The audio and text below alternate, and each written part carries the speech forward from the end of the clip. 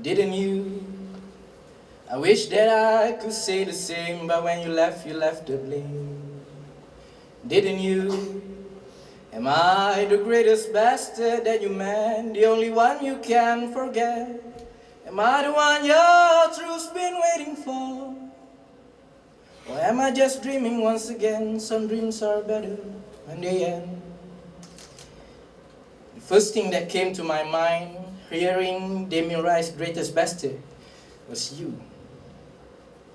I had to write something since I owe you this much.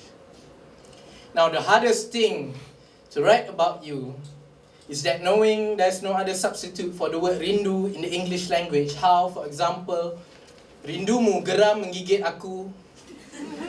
Setiap kali mama bertanya, kalau dia nak balik kat mak nak tak? Atau rinduku adalah jawapan soalan mama tadi. Aku tak tahu nak jawab apa kerana diam lebih senang dari memilih pilihan yang tak pernah aku berhak untuk ada. See, how can I translate rindu when it's not longing or yearning, no longer defined as distance, but really the feeling of loss? So maybe the closest I can get to you is that I miss you. I miss what we had, missing the things we had going on. Come to think of it, the hardest thing to write about you is not what rindu means in English. The hardest thing to write about you, aku sebenarnya dah lupa macam mana perasaannya merindui kamu.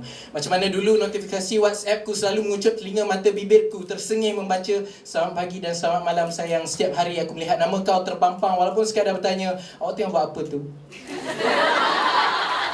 Atau knowing mom started to love you now. My mom had 4 sons. She loves you like her own, and I know this because she calls herself mama instead of auntie. At least holding herself from doing that. I know mom still loves you because she kept the bookmark, the one that you gave me, and set it somewhere between the books and the shelves with hopes of maybe after all this time, she could reach it and find where she left the bookmark and reading the next chapter. And she came back to him.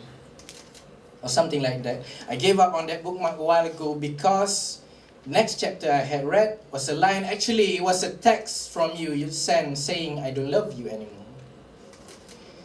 Now speaking of love, love could be easily translated as cinta atau sayang atau kasih, but I want to ask Mr. Neruda, how do we forget with generosity those who cannot love us? Makes me wonder how big was your heart back then when you said those words. So I try to expand mine by growing my vocabulary and found the word generosity. I couldn't decide to go between murah hati atau berbesar hati. If given a choice, I go with berbesar hati, but all is left are just rubbles and splinters of rindu scattered that I had to pick up one by one, holding them back together, squeezing tightly as possible, trying to put bits and tiny pieces of it into wherever they might fit in, and at the same time, knowing what and how the word uhu atau gajah means, still, it wouldn't stick as strong as we wanted it to work. Because you can't get back what you've lost in the first place, even if you choose the word murah hati instead, as if memories are just arms you could give away. But after all this time, you realize you've been actually paying off the aches every night and day by sleeping off, waking up just to get through the depths of yesterday's regrets. Now, God didn't give me you. Instead, He gave me a microphone, some papers and a pen.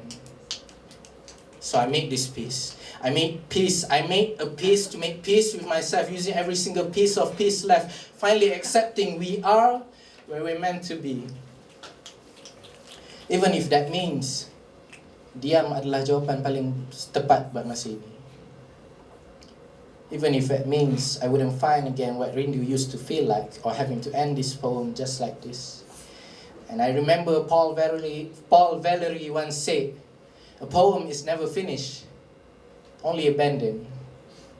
But sometimes, some poems are better when they end. Because the hardest thing to write about you is